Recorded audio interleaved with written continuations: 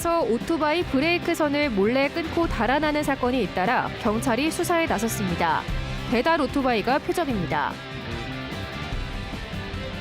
충북의 한 장애인 시설에서 학대 사실이 일부 드러났습니다. 코로나19로 금지됐던 면회나 외출이 재개된 뒤 입소자 가족이 이런 사실을 알게 됐습니다. 지역 화폐가 또 위기입니다.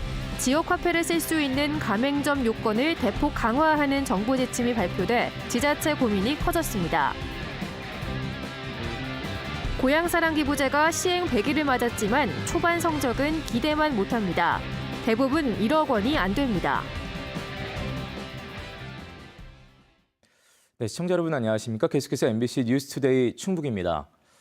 길에 서 있는 오토바이의 브레이크 선을 끊고 달아나는 사건이 최근 청주에서 잇따르고 있습니다.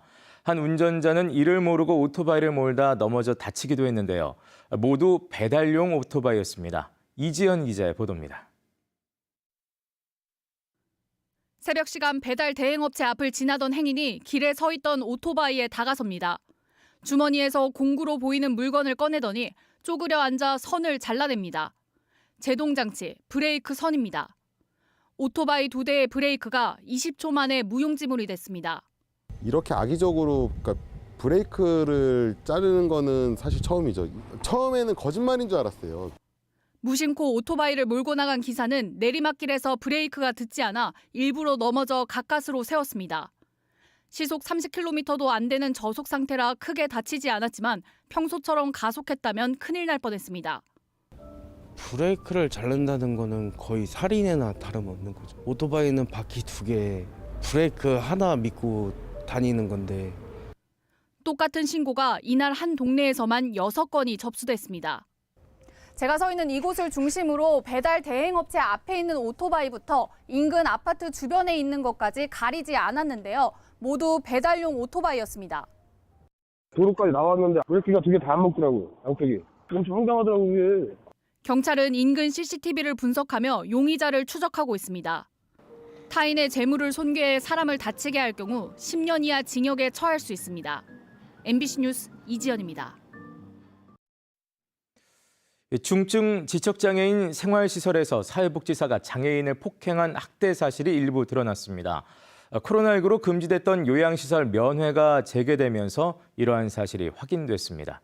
김은초 기자입니다. 한 남성이 뒷덜미를 잡힌 채 골목으로 들어갑니다. 억지로 끌려간 곳은 한 건물 입구. 자신을 끌고 간 남성과 마주섰는데 고개를 숙인 채 잔뜩 움츠러든 자세였습니다.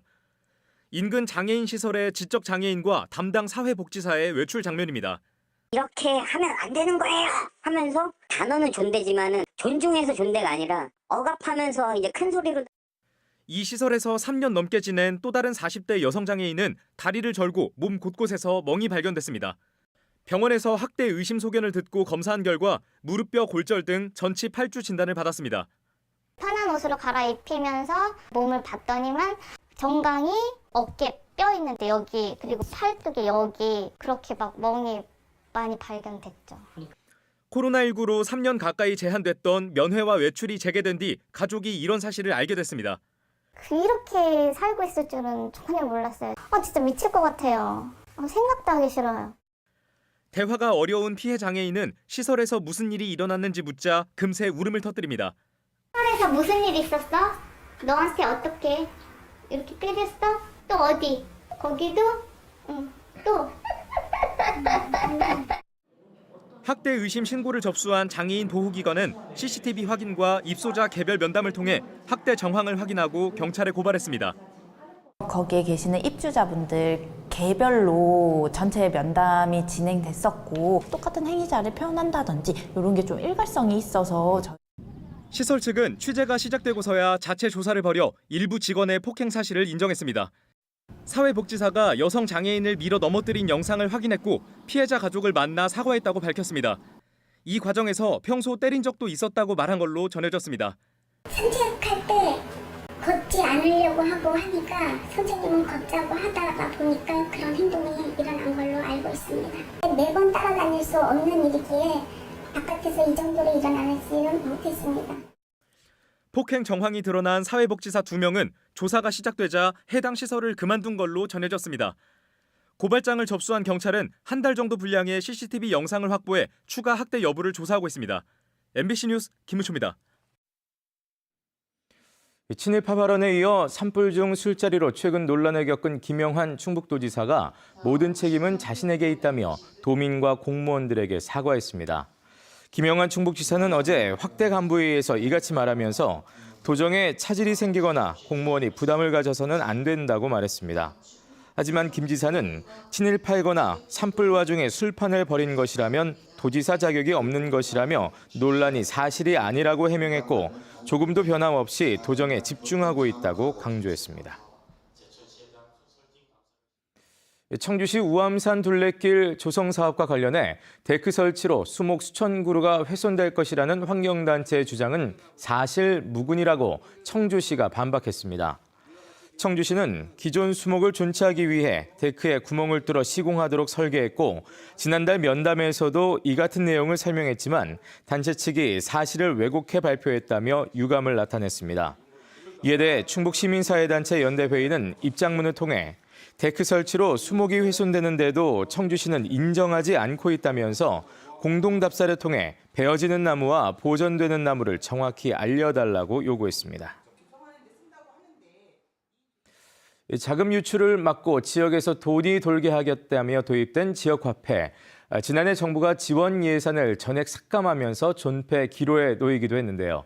정부가 가맹점까지 더 제한하기로 했습니다. 자세한 내용 김영일 기자가 전해드립니다. 청주시가 발행하는 지역화폐 청주페이입니다. 지난해보다 혜택이 줄긴 했지만 매달 30만 원까지 충전 금액의 7%를 인센티브로 더 받을 수 있습니다. 지금까지 발행된 카드도 43만 4,500여 장으로 청주시 전체 인구의 절반이 넘습니다. 그래도 손해보는 것보다는 이익된다는 느낌이 들기 때문에 그냥 슈퍼나 재래시장을 많이 가는 것 같아요. 그리고 이제 대형 매장을 확실히 덜 가게 되는 것 같아요. 그런데 문제가 생겼습니다.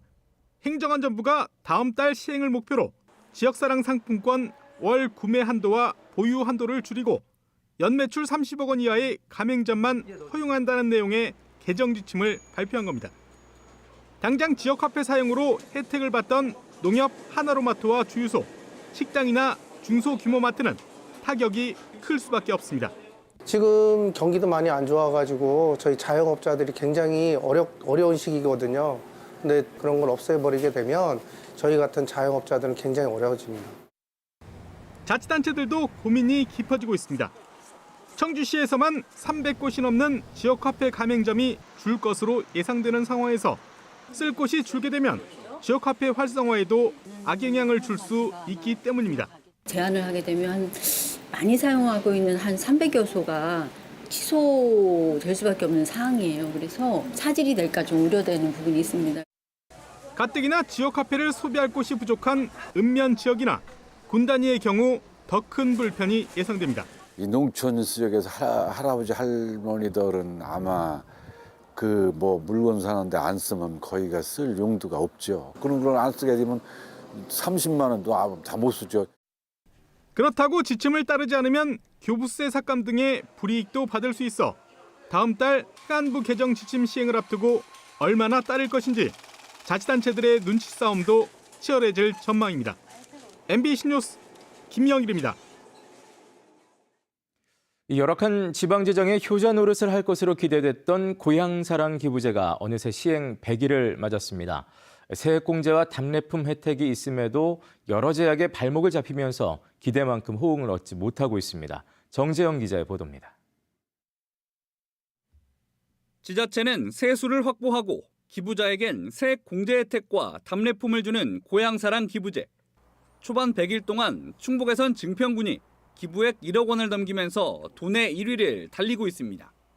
381명이 평균 26만 5천 원을 기부했고 이 가운데 약 60%가 청주 등 증평 밖에 사는 충북 도민이었습니다. 타지에서 출퇴근하는 기업 직원들에게 공을 들인 게 주요했습니다. 기부자들의 이름을 새겨서 명예의 전당을 운영하기도 하고 기부자들 대상으로 자구산 휴양랜드나 다양한 군 운영 시설에 대한 할인 혜택을 드려서 지속적으로 관계를 확대해 나갈 계획입니다. 하지만 다른 시군은 상위권에 속하는 옥천이 7천여만 원, 단양 6,400여만 원 등 아직 기대에 못 미치고 있습니다. 이마저도 기부하면 우대 금리를 주는 금융상품에 도움을 받은 실적입니다. 충북 전체를 다 합해도 10억 원 미만이라 이런 추세라면 연간 기부액은 당초 예상치에 비해 100억 원 이상 적을 것으로 예상됩니다. 더 큰 문제는 제도를 잘 알고 있거나 고향에 관심 있는 출향민들의 기부는 초반 100일 동안 대부분 끝났다는 것. 상황이 이런데도 기부를 유도하고 맞춤형 답례품을 개발할 전담 조직을 갖춘 곳은 충북도청과 영동군 단 2곳뿐입니다. 다른 업무를 병행하다 보니 집중이 어렵다는 볼멘 소리가 나옵니다. 홍보도 그렇고 답례품 개발하는 것도 그렇고 기금사업 준비하는 것도 그렇고 이 일만 하는데 다른 일을 하면서 같이 겸업을 하다 보니까 이제 담당자나 특히 팀장님들이 부담스러워하세요. 전화, 이메일 등 개별 모금 제한과 법인 기부 금지가 걸림돌이란 목소리도 여전합니다. 법 개정안이 발의됐지만 반대 여론도 만만치 않아 당분간 지자체의 역량에 기댈 수밖에 없는 상황입니다.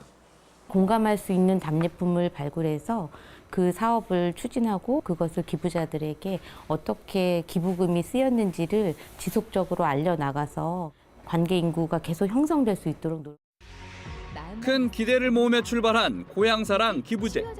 안착을 위해선 더 늦기 전에 정부와 지자체가 제도 개선과 과잉 경쟁 방지라는 해법을 동시에 찾아내야 합니다.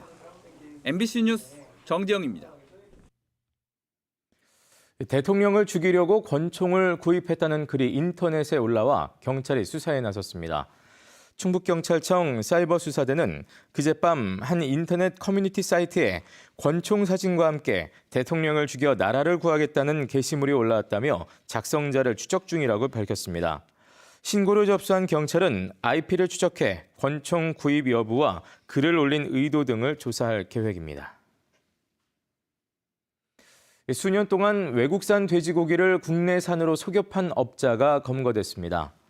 국립농산물품질관리원 충북지원은 지난 2018년부터 5년 동안 외국산 돼지고기 12톤과 소고기 300kg을 국내산으로 둔갑시켜 2억 8천만 원가량을 판매한 40대 식육 판매업자를 적발했습니다. 해당 업자는 외국산이 국내산보다 반값이나 저렴한 데다 냉장하면 육안 식별이 어렵다는 점을 악용해 1억 원의 부당이익을 챙긴 것으로 드러났습니다. 농산물품질관리원은 원산지 표시 위반 혐의로 이 업자를 검찰에 불구속 송치할 방침입니다.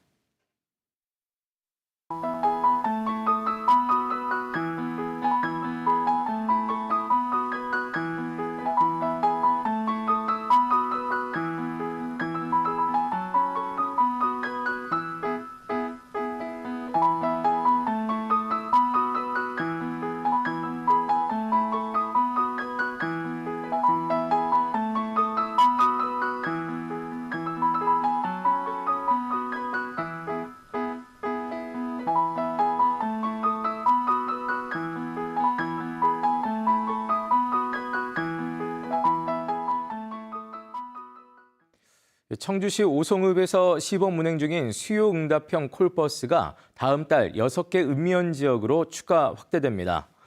콜버스 확대 지역은 청주시 북위와 현도, 미원, 남이, 낭성면, 또 내수읍 등입니다.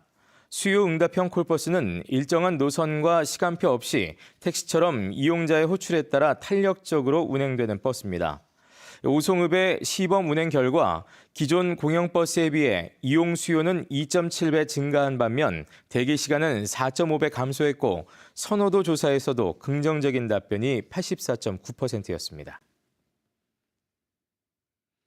옥천 지역 11개 공사장이 비산먼지 저감 조치를 소홀히 했다가 무더기로 적발됐습니다.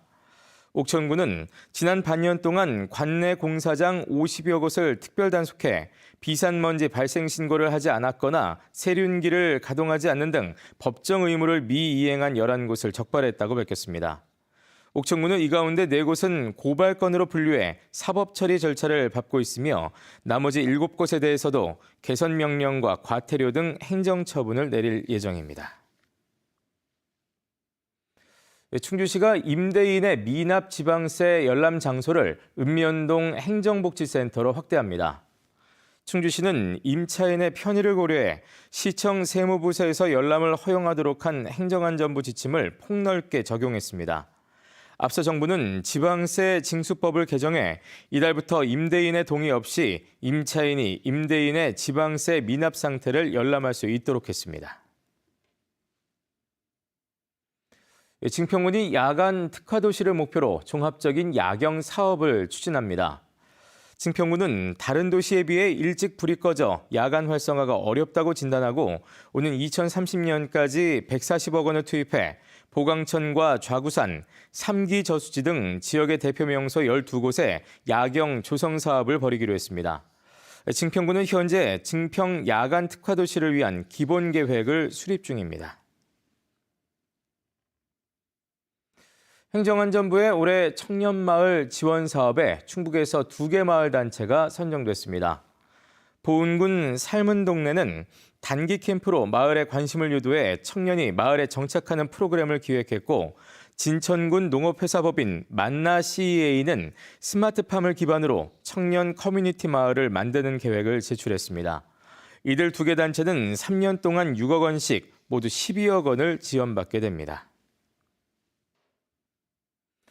청주 지역 어린이공원 진입로의 경계턱이 모두 사라집니다.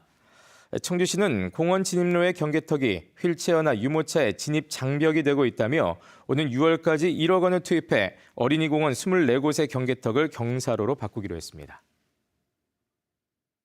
네, 뉴스를 마칩니다. 고맙습니다.